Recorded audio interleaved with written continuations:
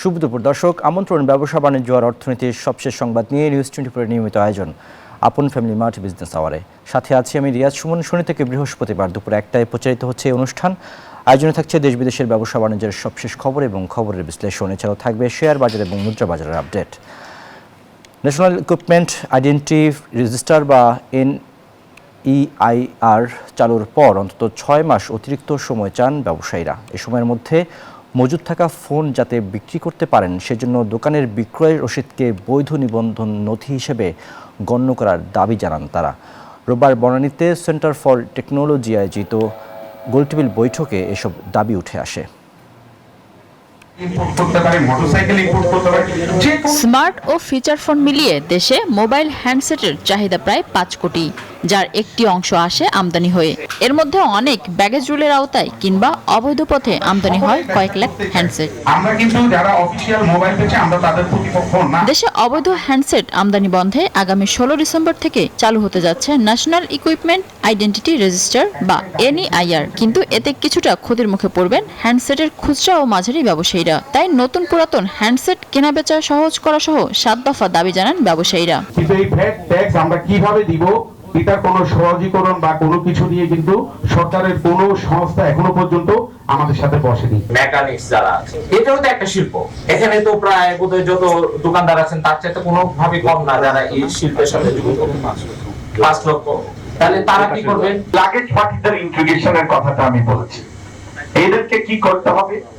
আমরা যেমন রেজিস্ট্রেশনকে, ইম্পোর্টেশনকে, এটাকে কন্ট্রোল করছি এখন। 9টা মনে হয় ইম্পোর্টার দিয়ে।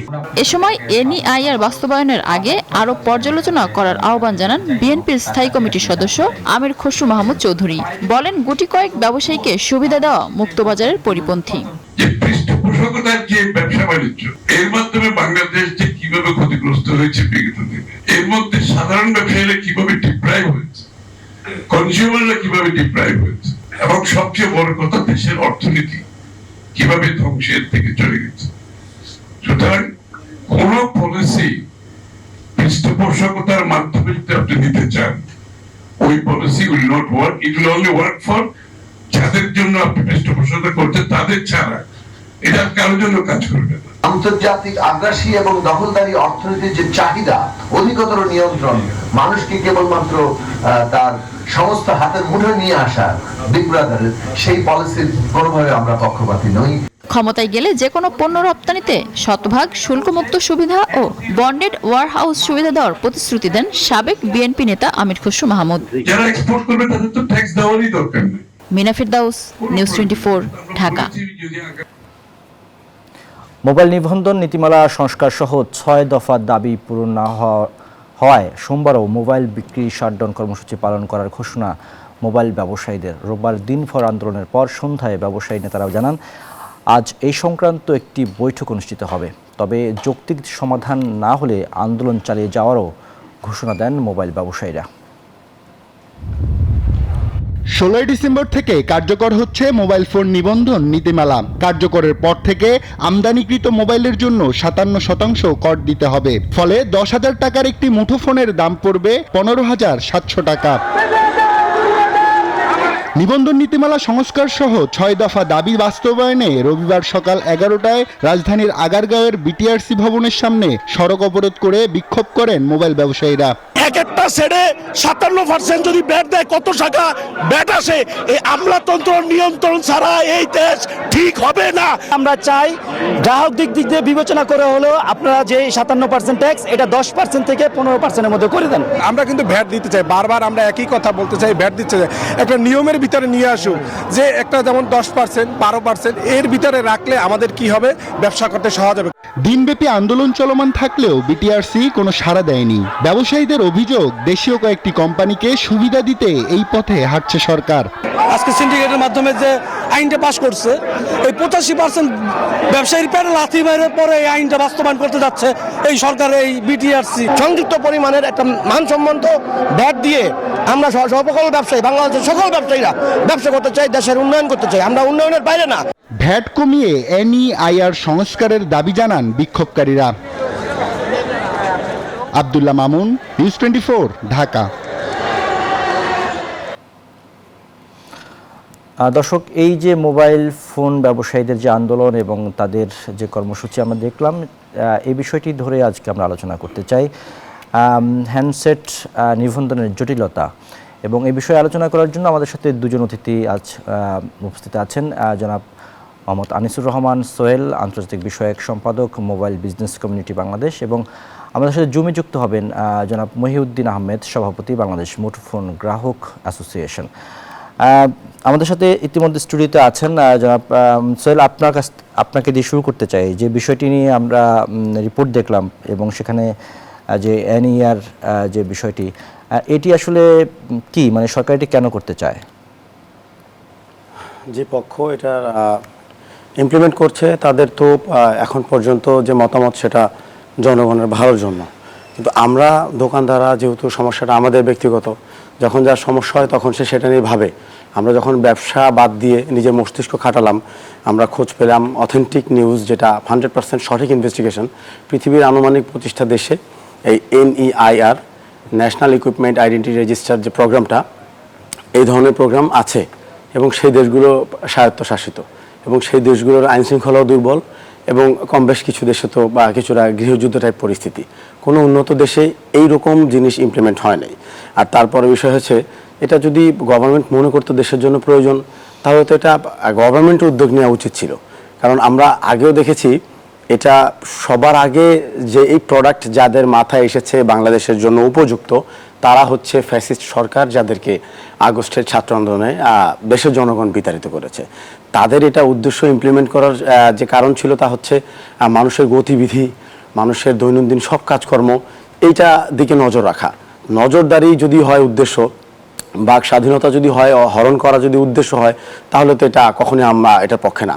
আজকে আমি ফোনের বিজনেস করি, কালকে নাও করতে পারি। আমি তো যখন ফোনের বিজনেস ছেড়ে দিব, আমি ফোনের ব্যবসায়ী ট্যাগ চলে যাবে, কিন্তু আমি তো দেশে জনগণ থাকবো। তখন তো এটা একটা মানে আমাদের যে মানে যে কোনো গতিবিধির বিষয় যদি হয়, যে কোনো গোষ্ঠীর কোনো প্রতিবাদ, কোনো একটা তাদের সাথে অন্যায় হলো, সেটা নিয়ে তারা যদি ঐক্যবদ্ধ হয়ে প্রতিবাদ করতে চায়, সেটা করতে পারবে না। এইটার বিপক্ষে আমরা দেখতে পাচ্ছি উন্নত কোনো দেশে এই প্রোডাক্ট নাই। আমরা দেখতে পাচ্ছি বাংলাদেশের জন্য যে কাস্টমাইজেশনটা করা হয়েছে, যে উদ্যোগ যারা নিয়েছে, তারা মূলত অফিসিয়াল ব্যবসায়ী, যাদেরকে অফিসিয়াল বলে আপনারা চিনেন। আসলে অফিসিয়াল আনঅফিসিয়াল বলতে মোবাইল ফোনের জগতে কিছু হয় না। আমি যে ফোনটা বিক্রি করি, সেটা আমি হয়তো চায়না থেকে কিনি, আমি হয়তো মালয়েশিয়া থেকে কিনি, সেটা সে দেশের অফিসিয়াল, সেটা সে দেশে ট্যাক্স দেয়া, ভ্যাট দেয়া, সেটা সে দেশে ওয়ারেন্টিও থাকে। পার্থক্য, আমি বিদেশ থেকে আনি, কাস্টমারকে দেই। কাস্টমার কেন কিনে? আমাদের প্রোডাক্টের কোয়ালিটি 5 বছর 10 বছরও মানুষ ভালোভাবে চালায়। আমি এই ব্যবসাতে জড়িত আজকে প্রায় 20 বছর। আমার কাছে রিসেন্টলি এক কাস্টমার তার আইফোন 4 নিয়ে এসেছে, 13-14 বছর আগের ফোন, এনে বলতেছে ভাই এখন একটু চার্জ কম থাকে, ব্যাটারি চেঞ্জ করে দেন না। সেই জিনিস আমরা সেল করি। আমরা ওয়ারেন্টির ফোনে ওপ্পো, ভিভো, টেকনো, স্যামসাং, বিশেষ করে আইটেল, টেকনো, ইনফিনিক্স, এই 3টা ব্র্যান্ড বেশ খারাপ। এদের এখানে হঠাৎ করে পকেটে ব্রাস্ট হয়ে যায়, হঠাৎ করে আগুন ধরে যায়, রাতের বেলা চার্জ দিয়ে ঘুমাইছে, কাপড়ে আগুন লেগে গেছে, অসংখ্য ফুটেজ আপনারা পাবেন। তো এই তো সমস্যা। তো আমরা যে কোয়ালিটি মেনটেন করতেছি, এই কোয়ালিটি মেনটেন সারা বাংলাদেশের কাস্টমার যে লুফে নিচ্ছে, এটা একটা বাজার। আমরা 20-25 বছর চেষ্টা করে একটা বাজার তৈরি করেছি। আপনি তৈরি করা বাজারে যদি সংশোধন করেন, তাহলে দেশের রেভিনিউ ঠিক থাকবে, ব্যবসায়ী গোষ্ঠী বাঁচবে, আবার ভোক্তা গোষ্ঠী বাঁচবে। তা 3টা জিনিসকে আমরা ইকোসিস্টেমের আন্ডারে এনে পরিচালনা করছিলাম। হঠাৎ করে কোনো একটা গোষ্ঠী একদিন মাথা চারা দিয়ে উঠলো, তাও ফ্যাসিস্ট সরকারের আমলে ইনভেনশন করা কোনো একটা প্রোডাক্ট আবার, এবং তারা আমাদেরকে সময় দিল 45 দিন, এবং আমাদের সাথে আলোচনা না করে। আমরা রাতে ঘুমালাম, সকালবেলা ঘুম থেকে উঠলাম, হঠাৎ করে জানলাম ডিসেম্বরের 16 তারিখ থেকে আমার ব্যবসা গুটিয়ে গ্রামে চলে যেতে হবে। এটা হতেই পারে না। এই জন্য আমরা এই চক্রান্তের বিরুদ্ধে। তারপরে বিষয় আসি, যারা ইমপ্লিমেন্ট করেছে সেই চক্রান্তকারী 9 সিন্ডিকেট, আমরা যে ওপেনলি বলছি 9টা কোম্পানি ইনভেস্ট করেছে এই সমস্যাটা, মানে এই এনইআর পক্ষে। তাদের ফোন আলাপ ফাঁস হয়ে গেছে, এখন সারা বাংলাদেশের মানুষ জানে। তারা ফোনে ওপেনলি বলতেছে আমরা ফান্ড করব, সবাই টাকা দিচ্ছে না, টাকা দিতে হবে, এইরকম কথাবার্তা লিক হয়েছে। কেন সবাই টাকা দিবে? চাঁদা উঠায় কেন একটা কাজ করতে হবে? মাত্র 11-12 কোটি টাকার যদি এটা প্রজেক্ট হয়, বা ধরলাম 50 কোটি, এটা তো গভর্নমেন্ট করতেই পারে যদি গভর্নমেন্ট প্রয়োজন মনে করে। প্রয়োজন মনে করতেছে অন্য একটা গোষ্ঠী, এই আমাদের প্রবলেম। তারপর তারা বলতেছে নিরাপত্তা, এটা সম্পূর্ণ ভুয়া। আপনি যদি নিরাপত্তার কথা আনেন, আমার হাতের ফোনটা আইফোন, এটা একটা iCloud সিকিউরিটি আছে। এই ক্লাউড লক, আপনি যখন আমার হাত থেকে কোনো ছিনতাইকারী ফোনটা নিয়ে নেবে, আমার ফোনটা চুরি হয়ে যাবে। আমরা যদি ক্লাউড লক আমার বাসায় গিয়ে অন্য ডিভাইস দিয়ে বন্ধ করে দেই, সে বিক্রি করতে পারবে। আমি যদি ক্লাউড লকটা বন্ধ না করে দেই, সে বিক্রি করতে পারবে, কিন্তু কেউ ব্যবহার করতে পারবে না। এই ক্লাউড লক ফোনগুলো বিক্রি হয় 30-40 হাজার টাকায়। অথচ যদি আমি ক্লাউড লক খুলে দেই, এটা বিক্রি হবে ৮০,০০০ থেকে ১ লক্ষ টাকায়। তো ১ লক্ষ টাকা যদি বিক্রি করতে পারে, তখন সেটা যখন কেউ বিক্রি করে দিবে, বিক্রি করার পর কেউ ব্যবহার করতে পারবে, একমাত্র তখন আইন শৃঙ্খলা বাহিনীটা উদ্ধার করতে পারে। জি, এনআইআর যদি সাকসেসফুলি ইমপ্লিমেন্ট হয়, যেই কাস্টমাইজেশন এই চক্রান্তকারী গোষ্ঠী করতে চাচ্ছে, আপনার হারিয়ে যাওয়া ফোন আপনি আর পাবেন না, তাহলে এইটা কিভাবে জনবান্ধব হয়? একমাত্র আপনি ফোন তখনই উদ্ধার করতে পারবেন যখন ফোনটাকে ব্যবহার করে, এবং সেই সিমের মাধ্যমে আমাদের যে আইন শৃঙ্খলা বাহিনী আছে বা সাইবার ক্রাইম ডিপার্টমেন্ট আছে, তারা এটা খোঁজার চেষ্টা করে। তো এনআইআর ইমপ্লিমেন্ট হলে ফোন হারানো, ফোন খুঁজে পাবেন না, ব্যবসায়ীরা ধ্বংস হয়ে যাবে। অল্প কিছু কোম্পানির লোক একচেটিয়াভাবে তারা যেই ফোনটা আনবে তাই আপনি কিনবেন, তারা যেই দাম নির্ধারণ করবে তাই আপনি কিনবেন। এইটার বিরুদ্ধে ফোনের দাম কি বাড়বে? তাহলে ফোনের দাম বাড়ার যে বিষয় তা হচ্ছে, আমরা যে ফোনটা ১ লাখ টাকা বিক্রি করি, সেই ৯টা সিন্ডিকেট জনগোষ্ঠী তারা বিক্রি করে ২.৫ লাখ টাকা। একটা ফোনের আপনাকে আমি এক্সাম্পল দিলাম।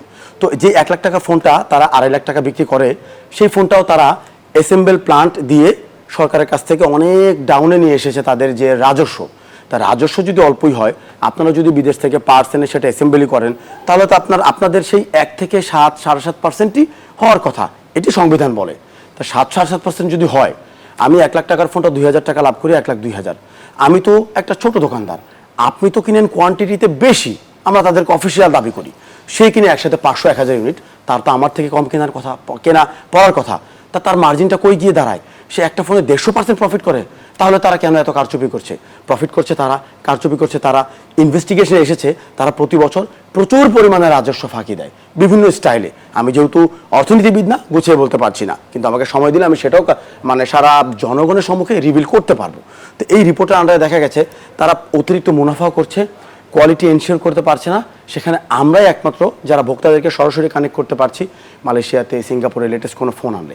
তাই আমরা বলছি, যদি এই যে একটা উদ্ভট ট্যাক্সের মাত্রা ৬০%, পৃথিবীর কোনো দেশে নাই, এটা যদি আশপাশে উন্নত দেশের সাথে মিলিয়ে সামঞ্জস্য করে ট্যাক্সের মাত্রাটা কমিয়ে দেয়, আমাদেরকে বৈধভাবে আমদানি করার সুযোগ দেয়, কিছু ভুল নিয়ম আছে সেই সিন্ডিকেটকারীদের বানানো বিটিআরসির সাথে এটা তুলে দেয়, আমরা বিদেশ থেকে ফোন কিনবো, অথেন্টিক ফোন কিনে এনে ট্যাক্স দিব, দোকানে সাজাবো, কাস্টমার আসবে, কাস্টমার কিনবে। খুব সহজ একটা নিয়মকে তারা জটিল করছে।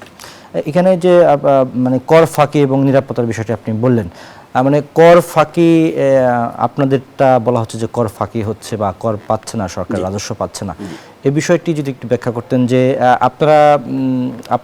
আপনাদের মধ্যে আবার কেউ কেউ বলছে যে আমরা রাজস্ব দিতে চাই, কর দিতে চাই, এবং সরকার এখান থেকে প্রচুর পরিমাণে রেভিনিউ বা রাজস্ব পেতে পারে, সেটাও আপনারা বলছেন। যদি এই বিষয়টা একটু যুক্ত করতেন। যেহেতু আমরা সেন্ট্রাল পর্যায়ের নেতাকর্মী, যারা এই কথাগুলো বলে তারা আমাদের নির্দেশনা পেয়েই বলে, এখানে কিছু খোঁজখবর আমাদের নিতে হয়, তাদের পর্যন্ত দিতে হয়। প্রান্তিক লেভেলের মানুষ হয়তো এত গুছিয়ে কথা বলতে পারে না তার মনের কথাগুলো। বিষয় হচ্ছে 60% ট্যাক্স হওয়াতে আমরা বা অন্যান্য ব্যবসায়ীরা ঝুঁকে গেছে ব্যাগেজ রুলে আনা প্রবাসীদের কাছ থেকে ফোনগুলো কেনা। এটাকে বলা যায় প্যারালাল ইম্পোর্ট। কখনোই অবৈধ লাগেজ, ব্যাগেজ, আনঅফিসিয়াল এগুলো ট্যাগ দেওয়ার প্রয়োজন নাই। প্যারালাল ইম্পোর্টের ক্ষেত্রে শাখা প্রশাখা আছে, যে কোনোভাবে আপনি বিদেশ থেকে ফোন আনতে পারেন। ফ্যাক্ট হচ্ছে ফোনটা চোরাই কিনা, ফোনটা হচ্ছে কোনো অপরাধের সাথে যুক্ত কিনা, এরকম কোনো ফোন আমরা সেল করি না, ফার্স্ট অফ অল। তারপরে বিষয় হচ্ছে ব্যাগেজ রুলে একটা প্রবাসী একটা ফোন আনতে পারে, আনার পর সেটা বিক্রি করবে, সেটা চালাবে, তার নাগরিক অধিকার। সেই সুবাদে ব্যাগেজ রুলের ব্যবসায়ীরা প্রবাসী যারা আছে ব্যাগেজ রুলে ফোন আনে, আমাদের কাছে বিক্রি করে। একটা প্রবাসী ৬ মাস পর, ১ বছর পর দেশে আসে, সে অল্প টাকা রোজগার করে, তার পরিবারের জন্য নানান বাহানা থাকে। তখন যদি সে অন্য কোনো কিছু এনে বিক্রি করে ২, ৪, ১০ হাজার, ২০ হাজার টাকা মুনাফা করতে পারে, যে কয়দিন দেশে থাকে, এটা সে তার পরিবারের পেছনেই ব্যয় করে। তো এইখান থেকেই সেই আবেগ, সেই অনুভূতির জায়গা থেকে আমরা শুরু করি। এখন ট্যাক্স কমছে না, আমরা প্রতি বছর বাণিজ্য মন্ত্রণালয় হোক, যাদের সাথে কথা হয়, যখন বাংলাদেশে যেই রাজনৈতিক দল ছিল, অনুরোধ করে এসেছি, প্রতিবাদ করে এসেছি, তারপরে চিঠি আকারে দিয়ে এসেছি, সেগুলো পুরো আমাদের কাছে আছে। এভাবে করে আমরা রিকোয়েস্ট করে এসেছি যদি ট্যাক্সের মাত্রাটা কমে যায়। তো আমরা কখনো প্রবাসীদের কাছ থেকে হেল্প নিতাম না। এখন প্রবাসী যদি ব্যাগেজ রুলে আনে, আমাদের কাছে বিক্রি করে, এটা কখনোই অবৈধ না। এইটাও মিস গাইড করা হচ্ছে সারা জাতির কাছে, সরকারের কাছে। এই ব্যবসায়ী গোষ্ঠীকে একটা পর্দার আড়ালে রেখে বলা হচ্ছে অবৈধ। বিষয়টা সম্পূর্ণ ভুল। এটা যে একজন প্রবাসীকে যেই পরিমাণ রেমিটেন্স দিয়ে বাংলাদেশে তারা সাহায্য করে, তাদের যেই পরিমাণ একটা সম্মান সর্বস্তরে, এই সম্মানের একটা অবশ্যই জায়গা হতে পারে তারা বিদেশ ফেরত অবস্থায় কিছু আনা এবং সেটা কিছু লাভের আশায় বিক্রি করা, এই হচ্ছে ফ্যাক্ট। আর আমরা যে বারবার বলছি আমরা দেশের রাজস্ব খাতে ভূমিকা রাখতে পারি, তা হচ্ছে আমাদের যে ব্যবসার পরিধি, আমাদের যে কাস্টমার বেস, এবং সারা বাংলাদেশে আমরা 90% শপ, 90% ইন্ডাস্ট্রি যারা সার্ভ করে স্মার্টফোন, সেই ক্ষেত্রে যদি ট্যাক্সের মাত্রা 10%ও করে দেওয়া হয়, আমরা আরও যদি স্বতঃস্ফূর্তভাবে ইনভেস্টমেন্ট বাড়াই, আমরা যদি বৈধভাবে সাহস নিয়ে এই ফোনগুলো ইম্পোর্ট করার যে একটা ব্যবস্থা আছে সেটা খুঁজে পাই, আজকে আমি 10টা ফোন সেল করি, কালকে আমি 50টা। একটি বিষয় একটু যুক্ত করতে চাই, দেশের মানে তথ্য বলছে যে রাজস্ব ক্ষতি হ্রাস এবং শুল্ক ফাঁকি রোধে যে বিষয়টি, সেই বিষয়টিতে বলা হচ্ছে যে দেশের 16,000 কোটি টাকার হ্যান্ডসেটের বাজারের 40 থেকে 60% অবৈধ ফোনের দখলে। এর ফলে সরকার বছরে প্রায় 1,000 কোটি টাকা থেকে 2,000 কোটি টাকা পর্যন্ত রাজস্ব হারাচ্ছে। যদি এই তথ্য সঠিক হয়, আমি এই তথ্যের পক্ষে বলতে চাই, 1,000 থেকে 2,000 বলেছেন। যদি ট্যাক্সটা কমিয়ে দেওয়া হয়, যদি ব্যবসায়ীদেরকে সুন্দর একটা নীতিমালা করে দেওয়া হয়, এই 60-70-80% দোকানদার, স্টেক হোল্ডার যারা পুরো বাংলাদেশে স্মার্টফোন সার্ভ করে, তারা 5,000 কোটি টাকা রাজস্ব এনে দেওয়ার ক্ষমতা রাখে। এখন যেই মহল এটার দায়িত্ব নেবে, তাদের কাছে আমার আহ্বান, আমার অনুরোধ, আমার বিনীত অনুরোধ, তারা আসুক, বসুক, গোলটেবিল বৈঠক করুক, লম্বা সময় নিক, দেখুক আমাদের এই কথার সাথে আসলে বাস্তবতা বা বাস্তবে কাজের মিল আছে কিনা। আমরা পারি, আমরা 3 গুণ 4 গুণ দিতে পারি, রাস্তা আপনি করে দিচ্ছেন না। সেই জন্য সব ব্যবসায়ীরা ঝুঁকছে, কারা বিদেশ থেকে আসছে, তারা কোনো ফোন আনতেছে কিনা এবং তারা আমাদের কাছে বিক্রি করতে পারে কিনা, এটাই সেই কারণ। প্রতিবন্ধকতা তুলে দিতে হবে। এবং এখন বর্তমানে 60% ট্যাক্স, একটা আইফোন যদি 1 লাখ টাকা কেনা হয়, আমার দেশে আনতে 1,60,000 টাকা। আমরা আলোচনা করবো আপনার সাথে, একটা বিরতির সময় হয়েছে আমাদের। দর্শক, সময় হলো আপন ফ্যামিলি মার্ট বিজনেস আওয়ার, একটি বিরতির ফিরবো কিছুক্ষণের মধ্যেই, আমাদের সাথেই থাকুন।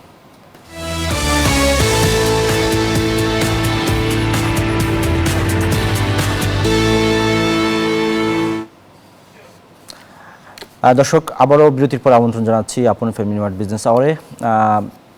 যেতে চাই রাজধানীর পরিকল্পনা কমিশনে, সেখানে চলছে বাংলাদেশ অর্থনীতি ও এসডিজি প্রোগ্রেস রিপোর্ট বিষয়ক সেমিনার।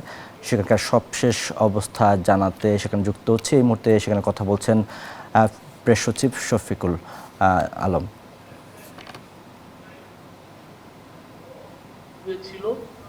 এখন আমাদের অবস্থা সেই হয়েছে। আপনি চিন্তা করে দেখেন, কি ল্যাঙ্গুয়েজটা, কি কিসের মধ্যে 19 গ্যাস ক্রাইসিসে যে ক্রাইসিসটা উনি ফেস করছেন, সেটা তো আমরা খুব দ্রুত করে, আমি আবার এনার্জি মিনিস্ট্রি থেকে গ্যাসের মানে সাপ্লাইয়ের নিলাম যে আমরা কি এত খারাপ গ্যাস সাপ্লাই দিচ্ছি যার জন্য এই সিচুয়েশনটা হয়েছে। কিন্তু স্ট্যাটিস্টিক্স কনসিস্টেন্টলি শো করছে যে গ্যাস সাপ্লাই এই গভর্নমেন্টের সময় বেড়েছে। মেবি উনি যেটা চাচ্ছেন, উনি চাচ্ছেন 100% ইনক্রিজ, সেটা আমরা দিতে পারছি না।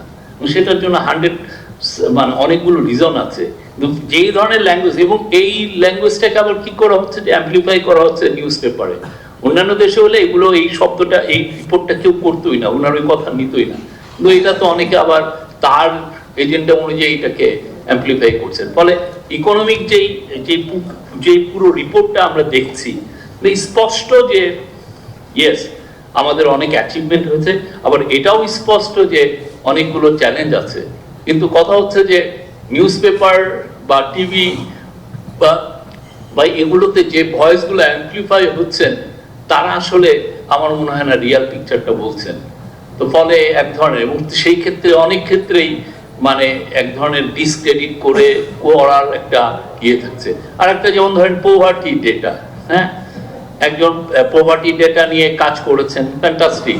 কিন্তু যখন পোভার্টি ওয়ার্সেনিং বলা হচ্ছে, হ্যাঁ, এই সময় এসে ওয়ার্সিং হয়ে একজন একটা কনক্লুশন হচ্ছে কি 28%-এ ঠিক আছে, যদিও ওয়ার্ল্ড ব্যাংক এটা এসে বলেছে যে না, এটা 20%। এই গত যেটা জুনে শেষ হলো সেটা 21% হয়েছে, এবং ওয়ার্ল্ড ব্যাংকের প্রেডিকশন হচ্ছে যে এই বছর এটা কমে, মানে যেটা নতুন অর্থ বছর সেটা আবার 19.1-এ নামবে। হ্যাঁ, কিন্তু এমন ভাবে এই ডিবেটটা এমন ভাবে হয়েছে যে পুরো ঘটনাটা হয়েছে প্রফেসর ইউনূসের আমলে। আপনি যদি ল্যাঙ্গুয়েজ ফ্রেমিং গুলো দেখেন, ল্যাঙ্গুয়েজ গুলো, যে মানে অ্যাজ ইফ হঠাৎ করে বাংলাদেশের প্রপার্টি 19 বা 20% থেকে 28%-এ জাম্প করেছে, এবং দ্যাট হ্যাপেন ডিউরিং দ্য মানে টাইম অফ দিস গভর্নমেন্ট। আপনি যদি পুরো ডিবেট, আমরা তো প্রতিদিন ফ্রেমিংটা দেখি, কে কিভাবে ফ্রেমিং করে, কি ডিবেটটা কিভাবে বলতে চায়, এটা প্রতিদিন, এটা আমাদের কাজ, ফ্রেমিংটা। সরি, মানে এটা দিয়ে তো আপনি সত্যিকার অর্থে অনেস্ট, মানে ইকোনমিস্ট বলেন আর যারা এগুলো নিয়ে ডিবেট করেন, উই নিড প্যাসিভ অনেস্টি সবার কাছ থেকে। আমি খারাপ করলে আপনি স্পষ্টভাবে বলেন যে এই গভর্নমেন্ট খারাপ করছে, এই জায়গায় চ্যালেঞ্জেস আছে, আমরা হিস্টোরিক্যালি আমরা ইয়েতে ফেল করছি, এই জন্য রেভিনিউ জেনারেশনে ফেল করছি, এটা আমাদের হিস্টোরিক। আমাদের ইনফ্লেশন আমরা অনেক চেষ্টা করেও আরো 5-এ 3-4-এ আনতে পারছি না, যে চেষ্টাটা অব্যাহত আছে, এগুলো বলা যায়। কিন্তু কথা হচ্ছে যেটার জন্য আমি দায়ী না সেটাকেও আমাকে বলা হচ্ছে, তখন তো খারাপ লাগে সত্যিকার অর্থে। তখন মনে হয় যে কি মোটিভটা কি পুরো বিষয়টা। এই আমার এর চেয়ে বাইরে বলার নাই। Thank you for giving me the floor. গেল 7 বছরে সাগরে 78% মাছ কমেছে। প্লাস্টিক দূষণে কোথাও কোথাও কমেছে অক্সিজেন। বড় জাহাজ নিয়ে সমুদ্রে গিয়ে যা খুশি মাছ ধরা যাবে না বলেও জানান মৎস্য ও প্রাণী সম্পদ মন্ত্রণালয়ের উপদেষ্টা ফরিদা আক্তার। জেলেদের মাছ ধরার নিয়ম করে দেওয়া হবে বলেও জানান মৎস্য উপদেষ্টা। সোমবার সকালে রাজধানীর একটি হোটেলে সুস্থ সাগর নিশ্চিতকরণ বিষয়ক কর্মশালায় এসব কথা বলেন তিনি। ক্ষতিকর জালের ব্যবহারের কারণে সমুদ্রের মাছের ক্ষতি হচ্ছে, তাই জালে ফাঁস সঠিক মাপ নির্ধারণ করে দেওয়ার কথাও জানান উপদেষ্টা।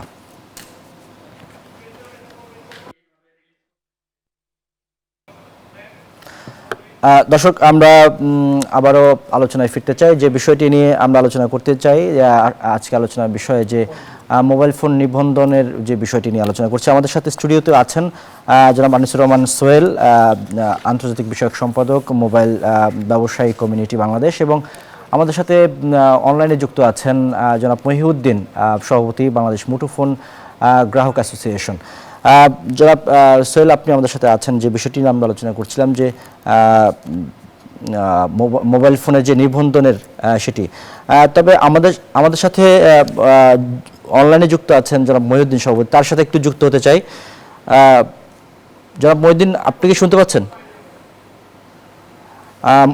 জনাব মহিউদ্দিন আমাদের সাথে আসলে যুক্ত হবেন হয়তোবা, তিনি আপনার কাছে আবার ফিরতে চাই। তাহলে যে বিষয়টি আমরা আপনার কাছ থেকে বারবার জানতে চাচ্ছিলাম, যে আসলে তাহলে এই যে আপনারা যারা মুঠোফোন ব্যবসায়ী যারা এখন আন্দোলন করছেন, তারা কি আসলে সরকারের রাজস্ব ফাঁকি দিয়ে ব্যবসাটা করছেন?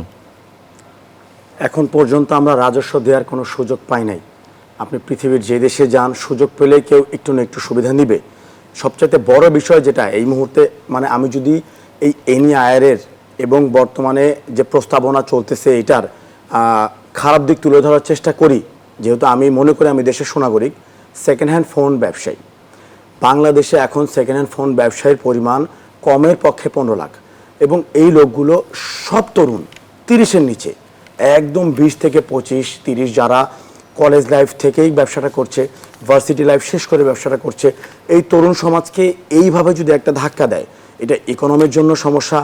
যাদের একটা এত বড় কর্মসংস্থান, তারা স্মার্টফোন ব্যবসাটা নিজের পায়ে দাঁড়িয়েছে, এটা দিয়ে তারা আবার স্টাফ মেনটেন করতেছে, এটা দিয়ে তারা মার্কেটিং এজেন্সি আছে যাদেরকে দিয়ে আমরা বুস্টিং করি, তাদের পরিবার, তাদের আয়ের একটা উৎস, তাদের ইন্ডাস্ট্রিটা আমাদের এখান থেকে, তার উপর ব্যবসা আমাদের ইন্ডাস্ট্রির উপর দাঁড়িয়ে আছে টেক ইউটিউবার। পুরো বাংলাদেশের টেকনোলজি ইউটিউবাররা এতটাই দেশের নাম উজ্জ্বল করেছে, ইন্টারন্যাশনাল ব্র্যান্ডগুলো গত 3 বছরে আপনি দেখতে পাবেন তাদের আন্তর্জাতিক যে বিভিন্ন দেশে বিভিন্ন মোবাইল ফোনের যে লঞ্চিং ইভেন্ট, সেখানে তাদেরকে অফিসিয়ালভাবে ইনভাইট করে নিয়ে গিয়েছে। এই পুরো বিষয়টায় সেকেন্ড হ্যান্ড ব্যবসায়ীদেরকে সবচাইতে বেশি মানে তাচ্ছিল্য করা হচ্ছে, কারণ এটা যদি বন্ধ করে দেয়, এনআইআর এখন পর্যন্ত কোনো সুনির্দিষ্ট নীতিমালা নাই সেকেন্ড হ্যান্ড ফোনের ব্যবসায়ীরা কীভাবে সেকেন্ড হ্যান্ড ফোনগুলো আমদানি করবে, বিক্রি করবে, নিবন্ধন হবে, তাদেরকে ছুঁড়ে ফেলে দেওয়া হচ্ছে। অবশ্যই কোনো না কোনো বিষয়ের একটা সমাধান আছে। বাংলাদেশে এখন সেকেন্ড হ্যান্ড গুগল পিক্সেলের ফোন আছে, আমার মনে হয় কয়েক কোটি। পিক্সেলের ফোনের ক্যামেরাগুলো খুব ভালো হয়। এই যে আমরা আন্দোলন চালিয়ে যাচ্ছি, যেই সংবাদকর্মীরা স্বতঃস্ফূর্তভাবে আমাদের এখানে এসেছে, এটাকে কি বলে জানি না, মানে যারা ফোন দিয়ে এবং মাইক্রোফোন দিয়ে প্রতিবেদন করে, তাদের কোনো একটা নাম আছে, কিছু একটা আমার মনে নাই, মুভি জার্নালিজম। তাদের আমি খেয়াল করেছি, আমাদের কাছে অনেকগুলো ছবি আছে, আমি স্বতঃস্ফূর্তভাবে ছবিগুলো তুলেছি শখের বসে। এই 1 মাসের ভেতরে 70% ফোন পিক্সেলের, 20,000 টাকা 25,000 টাকার ফোনগুলো দিয়ে তারা এত সুন্দর রিপোর্ট করতেছে। এটার অবদান অবশ্যই এই স্মার্টফোন ব্যবসায়ীদের, আমাদের গ্রে মার্কেটের যাদেরকে আপনারা তাচ্ছিল্য করতেছেন, বা সিন্ডিকেট যাদেরকে পর্দা পরিয়ে মানুষের কাছে খারাপ বানাচ্ছে, এবং সেকেন্ড হ্যান্ড ব্যবসায়ীদের। তারা আশপাশের দেশগুলো থেকে সেকেন্ড হ্যান্ড ভালো ভালো মানের সেকেন্ড হ্যান্ড ফোন বাংলাদেশে আনে বিক্রি করে। সেসব দেশ থেকে আমি বাংলাদেশিরা একা আনি না, উন্নত অনেক দেশ সেগুলো যাচ্ছে, বিশেষ করে দুবাই, এবং হচ্ছে চায়না। আমরা আনতেছি, তাদের নিয়ে কোনো নীতিমালা নাই, তাদের নিয়ে কোনো কথা বলতেছে না। আচ্ছা, আপনি বলছিলেন যে আপনারা রাজস্ব দেওয়ার সুযোগ পাননি। জি, সুযোগটা আসলে কিভাবে চান? মানে আমরা চাই নতুন ফোনে একটা নির্দিষ্ট ট্যাক্স নির্ধারণ করুক, আমরা চাই পুরাতন ফোনে একটা নির্দিষ্ট ট্যাক্স নির্ধারণ করুক। নতুন থেকে পুরাতনের ফোনে যেহেতু প্রফিট কম এবং যারা পুরাতন ফোনে ব্যবসা করে, হতে পারে তাদের যে পুঁজির বিষয়টা সেখানে তারা কিছুটা দুর্বল, সেই ক্ষেত্রে সেটাতে আরেকটু কম করা উচিত। এবং কিভাবে গ্রাহকরা কোয়ালিটিতে ঠকবে না, কিভাবে কপি এবং ক্লোন ফোন আনা রোধ করা যায়, সেই রাস্তাগুলো বের করুক। কিন্তু এনআইআর-এর নাম দিয়ে যেটা দেখানো হচ্ছে সেটা সরাসরি আপনার আমার বাক স্বাধীনতা হরণের একটা পরিকল্পনা। এবং এটা যারা বাস্তবায়ন করেছে, এটা যারা টাকা পয়সা উঠিয়ে সরকারকে ইনভেস্টমেন্ট করেছে, এবং আমরা শুনতে পেয়েছি এখানে ঘুষ বাণিজ্য হয়েছে, তো তাদের উদ্দেশ্য কখনো সৎ না। তারা কখনোই এতগুলো মানুষকে মৃত্যুর মুখে ঠেলে দিতে পারে না। এই জেনারেশনের সাথে আমি সরাসরি কানেক্টেড, যেহেতু আমার বয়সটা কিছুটা কম। তারা আমাকে বলেছে, ভাই আমাদের যদি এভাবে রাস্তায় নামতে হয়, সেকেন্ড হ্যান্ড ফোনের ব্যবসায়ীরা, যে আমরা এতটাই ডিপ্রেশনে আছি, আমরা বুঝতে পারছি না কী করবো। আমরা নিজের গায়ে পেট্রোল জ্বালিয়ে যদি আগুন দিতে হয়, আমাদের যদি আত্মহত্যা করতে হয়, সারা দেশব্যাপী যদি আমাদের 20-30টা ছেলে মরার পর আপনাদের টনক নড়ে, আমরা রাজি আছি সবার ভালোর জন্য। এটা একটা ঝুঁকি। আমরা একটু যে জনাব মহিউদ্দিন আমাদের সাথে যুক্ত হয়েছেন। জনাব মহিউদ্দিন, আপনি নিশ্চয়ই আমাকে শুনতে পাচ্ছেন। আপনার কাছে জানতে চাই, এই যে সরকার যে নতুন ন্যাশনাল ইকুইপমেন্ট আইডেন্টিটি রেজিস্টারের যে ব্যবস্থার প্রবর্তন করতে যাচ্ছে, এটিকে আপনি কিভাবে দেখছেন? আপনি জানেন যে ইতিমধ্যে মুঠোফোন ব্যবসায়ীরা রাস্তায় আন্দোলন করছে গত কয়েকদিন ধরে, এবং আজকেও আন্দোলন চলমান রয়েছে। বিষয়টি যদি যুক্ত করতেন যে এই উদ্যোগ, সরকারের উদ্যোগ এবং ব্যবসায়ীদের যে দাবি, এটির সাথে আসলে আপনাদের মুঠোফোন অ্যাসোসিয়েশনের বক্তব্য কি?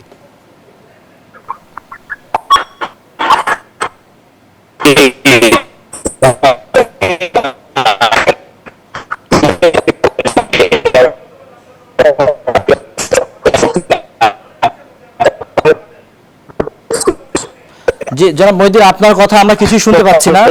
আপনার কথা শুনতে পাচ্ছি না আসলে। আপনার কথা একদমই শোনা যাচ্ছে না। পরে আপনাকে আমরা আবারও যুক্ত করার চেষ্টা করব। আবারও জনাব সাহেব আপনার কাছে আসতে চাই। যে বিষয়টি নিয়ে কথা বলছিলাম, যে আপনারা যে এখন আন্দোলন করছেন, আসলে এই আন্দোলনটা কি যৌক্তিক বলে মনে করেন? মানে আমি বলতে চাই যে আমাদের দেশের যে মোবাইল, মানে সরকার যে উদ্যোগটা নিয়েছে, সেখানে তো অনেকগুলো বিষয় মাথায় রেখেই করেছে। এখানে যারা বৈধ ফোন মানুষ যাতে চালাতে পারে, এখানে নিরাপত্তা, সাইবার ক্রাইমের মতো বিষয়গুলো হয়, সেই বিষয়গুলো যাতে আইডেন্টিফাই করা যায়, এখানে মোবাইলে জুয়া খেলা হয়, সেই বিষয়গুলো যাতে প্রতিরোধ করা যায়, এই সবগুলো বিষয় নিয়েই তো সরকার এই উদ্যোগটি নিয়েছে। এবং একই সাথে সরকার রাজস্বের বিষয়টিও কিন্তু মাথায় রেখেছে। তাহলে এই যে উদ্যোগগুলো বা সরকারের যে এটি প্রবর্তন করার যে উদ্যোগ, সেখানে আসলে আপনাদের যে মুঠোফোন আপনারা যেটা বিক্রি করছেন বিদেশ থেকে এনে, সেটার সাথে এইগুলো করা কি সুযোগ আছে কিনা? ছোটবেলা থেকে আমরা শুনে এসেছি, মাথা ব্যথা হলে চিকিৎসা করতে হয়, মাথা কেটে ফেলা কোনো সমাধান না। আমরা কোনো মাদকদ্রব্য বিক্রি করছি না, আমরা কোনো ভেজাল ওষুধ বিক্রি করছি না, আমরা খাবারে ফরমালিন দিচ্ছি না যেটা খেয়ে মানুষ মারা যাচ্ছে। আমরা বিক্রি করছি স্মার্টফোন, যেটা ট্যাক্স নীতির কারণে আমরা ট্যাক্সের সাথে সামঞ্জস্যতায় যেতে পারছি না, এবং আমাদের হেল্প করছে প্রবাসীরা, যারা বাংলাদেশের রেমিটেন্স খাতে বাংলাদেশের জন্ম হওয়ার পর থেকেই বা জন্মের আগের থেকেও হয়তো বা পাকিস্তান পিরিয়ড থেকে তারা কানেক্টেড।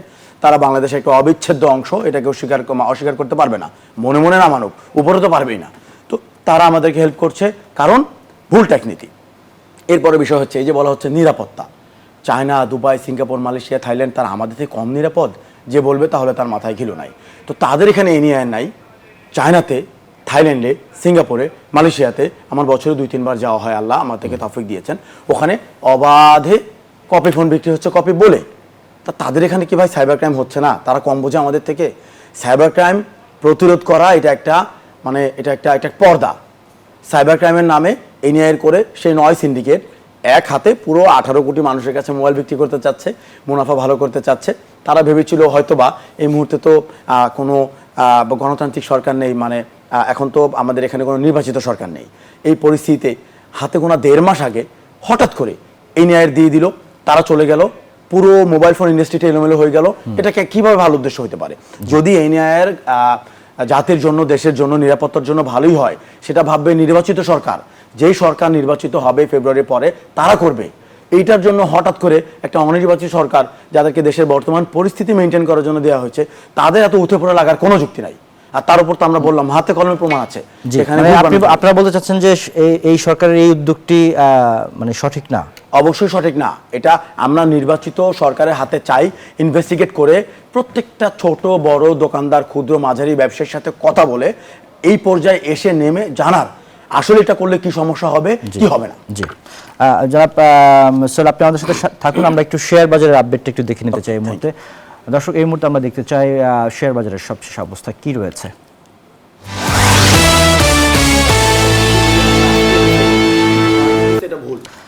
দর্শক, ঢাকা স্টক এক্সচেঞ্জের ওয়েবসাইট থেকে আমরা এই মুহূর্তে দেখতে চাই শেয়ার বাজারের সবশেষ অবস্থা। আমরা যদি দেখি যে আসলে 3টি সূচক এই মুহূর্তে ঊর্ধ্বমুখী রয়েছে। ডিএসইএক্স ইন্ডেক্স যেটি সেটি 29 পয়েন্ট বেড়েছে, অবস্থান করছে 4902 পয়েন্টে। ডিএসইএক্স সরিয়া ভিত্তিক ইন্ডেক্স যেটি সেটি 7 পয়েন্ট বেড়েছে, অবস্থান করছে 1028 পয়েন্টে। ডিএস30 ইন্ডেক্স যেটি সেটি 4 পয়েন্ট বেড়েছে, অবস্থান করছে 1891 পয়েন্টে। এখন পর্যন্ত লেনদেন হচ্ছে 247 কোটি টাকা। 292টি কোম্পানির শেয়ার দর বেড়েছে, কমেছে 48টি কোম্পানির শেয়ার দর এবং অপরিবর্তিত আছে 51টি কোম্পানির শেয়ারের দর। দর্শক, একই সাথে আমরা জানাতে চাই স্বর্ণের বাজার এবং মুদ্রা বাজারের আপডেট। প্রথমে আমরা দেখতে চাই মুদ্রা বাজারের আপডেট। মুদ্রা বাজারে যদি আমরা দেখি যে আজকের বাজারে মার্কিন ডলার 122 টাকায় ক্রয় হয়ে বিক্রি হচ্ছে 123 টাকায়, ইউরো 138 টাকায় ক্রয় বিক্রি হচ্ছে 143 টাকায়, পাউন্ড 159 টাকায় ক্রয় বিক্রি হচ্ছে 166 টাকায়, চীনা ইউয়ান 16 টাকায় ক্রয় হয়ে বিক্রি হচ্ছে 18 টাকায়, সৌদি রিয়াল 32 টাকায় ক্রয় হয়ে বিক্রি হচ্ছে 33 টাকা 20 পয়সায়, ভারতীয় রুপি 1 টাকা 38 পয়সায় ক্রয় এবং বিক্রি হচ্ছে 1 টাকা 45 পয়সায়। একই সাথে জানাতে চাই আমরা স্বর্ণ এবং রূপার দাম। স্বর্ণের দামে আমরা যদি দেখতে চাই তাহলে দেখতে পাচ্ছি যে 22 ক্যারেটের স্বর্ণ যেটি সেটি আজকের বাজারে রয়েছে 2,11,095 টাকা প্রতি ভরি। 21 ক্যারেটের প্রতি ভরির দাম রয়েছে 2,01,495 টাকা। 18 ক্যারেটের প্রতি ভরি স্বর্ণের দাম আছে 1,72,709 টাকা। সনাতন প্রতি ভরি স্বর্ণের দাম রয়েছে 1,43,687 টাকা। এবং রূপার দাম যদি দেখি সেখানে আমরা দেখতে পাচ্ছি যে 22 ক্যারেটের রূপা যেটি সেটির দাম রয়েছে প্রতি ভরির দাম 4,246 টাকা। 21 ক্যারেটের প্রতি ভরি রূপার দাম রয়েছে 4,047 টাকা। 18 ক্যারেটের প্রতি ভরি রূপার দাম 3,476 টাকা এবং সনাতন প্রতি ভরি সোনার দাম রূপার দাম রয়েছে 2,601 টাকা। দর্শক, আমরা দেখে নিলাম আপডেট স্বর্ণবাজার, মুদ্রা বাজার এবং শেয়ার বাজার আপডেট। এবার সময় হচ্ছে আরও একটি বিরতির, ফিরব কিছুক্ষণের মধ্যেই, আমাদের সাথেই।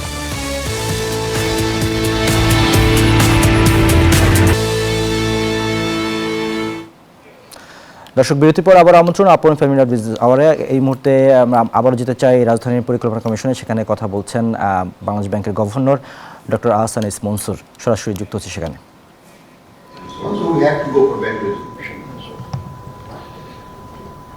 So governance is critical issue. So we have said that while we will be working on NPL reduction through asset management company, good governance will be the ultimate solution, and the macro stability and deposit growth will be the supporting policy. That means time. Deposits will grow, NPL will come down slowly, and good governance, through good governance, the returns, the new money will be plowed back into the system. Why? No dividend until you make profit. No dividend until you eliminate all your capital shortfall. So they're not very happy, but that's the policy in place. Last year we did not allow anyone, and this year also the same policy will be. No bonus for workers, no bonus for bank staff if the bank is making losses. You just can't be enjoying happy life at the expense of depositors' money. দর্শক, আমরা শুনছিলাম গভর্নরের কথায়, তিনি কথা বলছিলেন planning কমিশনে। পরের সংবাদে যেতে চাই। গাইবান্ধায় রবি মৌসুমের শুরুতেই সার সংকটে কৃষক, তবে ডিলার ও বিক্রেতারা বলছেন কোনো অভাব নেই। এদিকে কৃষি বিভাগ বলছে ডিসেম্বর মাসের বরাদ্দ সার এখনও তুলে নেননি ডিলাররা। এ কারণে সাময়িকভাবে সংকটে দেখা দিয়েছে। সাইফুল ইসলাম প্রিন্সের পাঠানো তথ্যচিত্রে দেখুন ডেস্ক রিপোর্ট। রবি মৌসুমের ভুট্টা, শাকসবজি সহ বিভিন্ন ফসলের বীজতলা তৈরি ও পরিচর্যায় ব্যস্ত গাইবান্ধার কৃষক, কিন্তু মৌসুমের শুরুতেই দেখা দিয়েছে সার সংকট। অভিযোগ তাদের। কৃষকদের অভিযোগ, ডিলার ও বিক্রেতাদের কাছে প্রয়োজনীয় সার পাচ্ছেন না, পাওয়া গেলেও গুনতে হচ্ছে বাড়তি দাম। 50 কেজির প্রতি বস্তা টিএসপিতে 100 থেকে 150 টাকা, ডিএপি 300 থেকে 350 টাকা ও ইউরিয়া 150 থেকে 200 টাকা বেশি দরে বিক্রি হচ্ছে। এতে উৎপাদন খরচ যেমন বাড়ছে, তেমনি ব্যাহত হচ্ছে উৎপাদন। সারের দাম বেশি, সার পাওয়া যায় না। এখন তো কৃষি কাজে তো সারের দরকার, টাকা দিয়েও সারের বস্তা পাওয়া যায় না। এখন যে আরো সামনে কি কহর হবে সেটাও তো বলতে পারি না। তবে ডিলার ও বিক্রেতারা দাম বেশি রাখার অভিযোগ অস্বীকার করেছেন, বলেন পর্যাপ্ত সারের মজুদ রয়েছে। 2 কেজি কি 2 বস্তা সার নেওয়ার জন্য ফেরত গেছি, এরকম কেউ নজিরও দেখাতে পারবে না। আমরা কোনো দাম বেশি না প্রমাণ দেখাতে পারবো না, আমরা নেই না, ওরা ওগুলো বলে। কৃষি বিভাগ বলছে ইউরিয়া, টিএসপি, ডিএপি সহ প্রয়োজনীয় সব সারের পর্যাপ্ত মজুদ আছে। ডিসেম্বরের বরাদ্দ এখনো সব ডিলাররা না তোলায় কিছু এলাকায় সাময়িক সংকট দেখা দিতে পারে। ডিসেম্বর মাসের সারটা এখনো ডিলার উত্তোলন করতে পারেনি, যার কারণে কৃষক পর্যায়ে দেওয়া সম্ভব হচ্ছে না। তো কৃষক পর্যায়ে যদি ডিলাররা নিয়ে আসে, কৃষক যদি পায়, তাহলে সারের যে আংশিক যে স্বল্পতা এটা কেটে যাবে। কৃষি বিভাগের তথ্য মতে গাইবান্ধা জেলায় বর্তমানে urea 1825 metric ton, TSP 900 metric ton, MOP 1400 metric ton ও ডিএপি 1400 মেট্রিক টন সারের মজুত রয়েছে। Desk report, news 24। গাইবান্ধার সার সংকটের খবরটি দেখলাম। আমরা আবার আলোচনায় আসতে চাই এবং আসলে আলোচনা একেবারে শেষের দিকে ছোট্ট করে জানতে চাই যে এখন যে আন্দোলনটি আপনাদের চলমান রয়েছে সেটির আসলে আপনারা এখন এই মুহূর্তে কী চাচ্ছেন এবং সরকারের কাছে আপনাদের মূল দাবিটি আসলে যদি বলতেন। পুরো বিষয়ে সর্বশেষ আপডেট যদি আমাদের ব্যবসায়ীদের কাছ থেকে জানতে চান, তা হচ্ছে এনইআইআর যে বাংলাদেশের জনগণের নিরাপত্তার জন্য করা হয়েছে, এটা আসলে নিরাপত্তার চাদরে ঢাকা। শুধুমাত্র একটা ব্যবসায়ী গোষ্ঠীকে দমন এবং মানচিত্র থেকে নিশ্চিহ্ন করে দেওয়ার একটা চক্রান্ত। আমরা মোবাইল ফোন ব্যবসায়ীরা যারা পিআই ইন্ডাস্ট্রিতে ইনভলভ, আমাদের একটা অ্যাসোসিয়েশন আছে মোবাইল বিজনেস কমিটি বাংলাদেশ, এটা যথেষ্ট ঐক্যবদ্ধ। আমরা আমাদের সাথে যে অন্যায় হচ্ছে এবং ভোক্তাদের সাথে যে অন্যায় হওয়ার মানে পার্মানেন্ট অন্যায় করার একটা চক্রান্ত হচ্ছে, এটার বিরুদ্ধে এতটাই সোচ্চার যে কোনো পরিস্থিতি আমরা যেতে রাজি আছি। এবং নতুন ফোন আমদানি, পুরাতন ফোন আমদানি, এটার সহজ নিয়ম করতে হবে, ট্যাক্সের মাত্রা কমাতে হবে এবং সারা বাংলাদেশের সর্বস্তরের জনগণ। অসংখ্য ধন্যবাদ জনাব সোহেল। দর্শক, এর সাথে আমাদের আজকে আলোচনা পর্বে এবং শেষ করতে হচ্ছে আলোচনা। একই সাথে এখন পর্যন্ত এই ছিল আমাদের আপন পেমেন্ট বিজনেস আজকের আয়োজন। এতক্ষণ সাথে থাকার জন্য ধন্যবাদ সবাইকে।